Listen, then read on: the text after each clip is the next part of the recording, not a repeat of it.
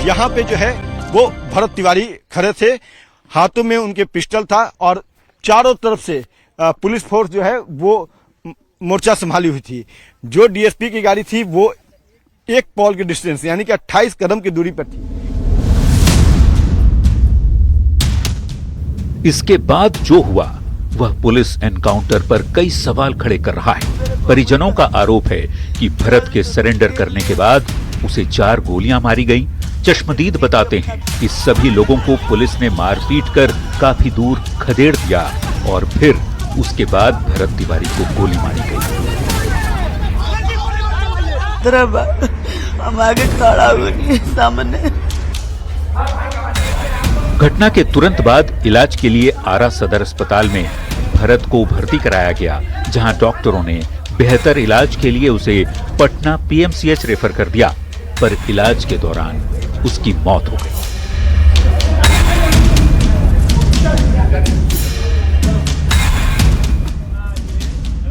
तो क्या इन 3 तस्वीरों में ही छिपी है भरत एनकाउंटर की पूरी सच्चाई? एक बार फिर ये 3 तस्वीरों को जरा गौर से देखिएगा। पहली तस्वीर एनकाउंटर के ठीक 1 दिन पहले की है, यानी 16 जून की। तस्वीर में भरत तिवारी अपने दाहिने हाथ में पिस्टल लेकर घर के कमरे में बिस्तर पर लेटा हुआ दिख रहा है। दूसरी तस्वीर एनकाउंटर के दिन यानी 17 जून की है, जिसमें भरत हाथ में पिस्टल थामे अपने घर की छत पर से पुलिस वालों की तरफ फायरिंग करता नजर आता है।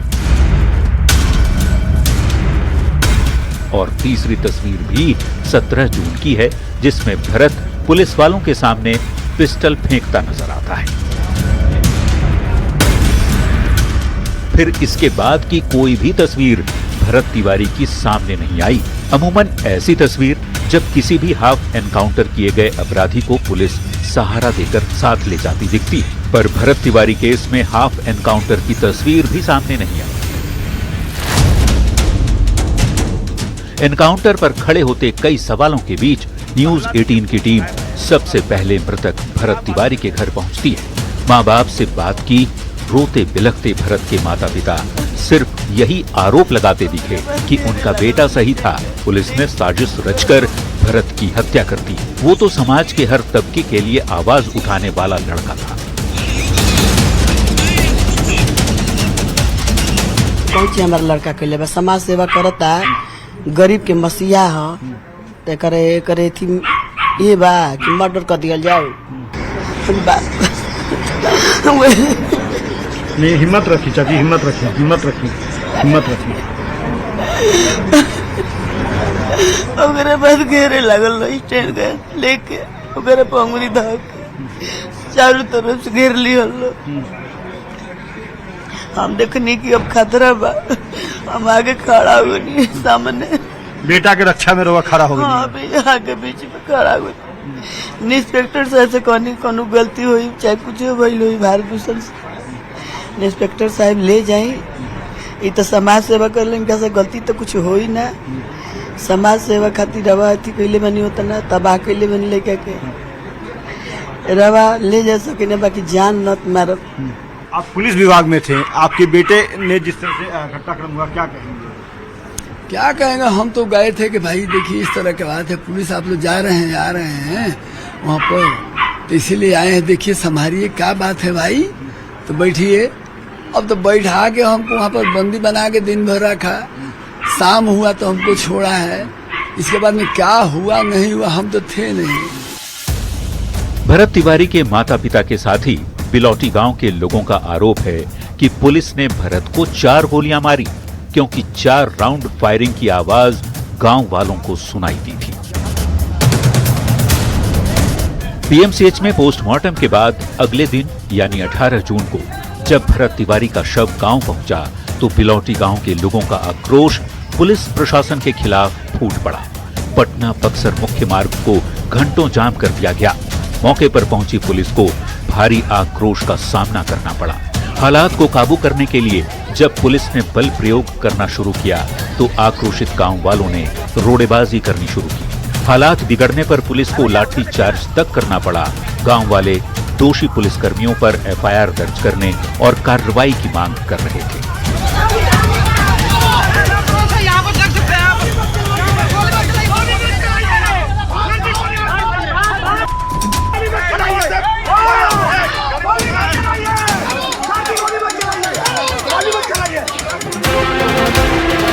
तकरीबन 7 घंटे बाद पीड़ित परिवार की ओर से स्थानीय जगदीशपुर अनुमंडल पुलिस पदाधिकारी शाहपुर के तत्कालीन थाना प्रभारी पर मुकदमा दर्ज करने का आवेदन दिया गया। तब जाकर सड़क पर से भरत तिवारी का शव हटाया गया।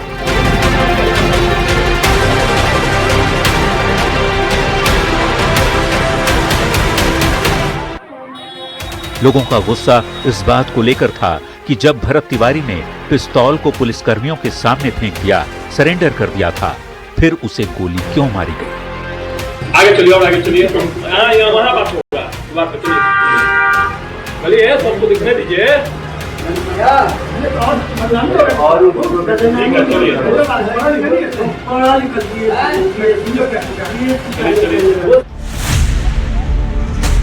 लोगों की माने तो भरत तिवारी जवैनिया गांव के विस्थापितों के लिए किसी भगवान से कम नहीं थे। सड़क, बिजली, पानी उन लोगों तक यदि पहुंचा तो सिर्फ भरत की ही वजह से। लोगों के लिए ऐसे ही आवाज उठाने की सजा भरत को दी गई, ऐसा आरोप बिलौटी गांव के लोग लगा रहे हैं। जिन भ्रष्ट अधिकारियों ने, पुलिसकर्मियों ने उनका एनकाउंटर किया, उनको सजा हो।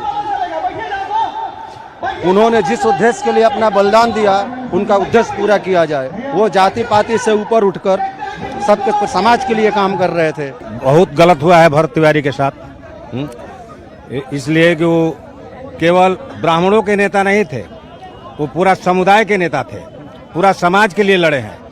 और इसके बाद भी उनको एनकाउंटर दिखाया जाता है, जबकि उनको हत्या की गई है।